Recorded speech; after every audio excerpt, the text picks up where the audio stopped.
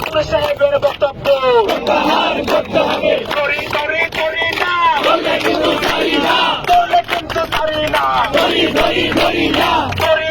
করি না করলে কিন্তু ছাড়ি না আওয়ামী লীগের দালালেরা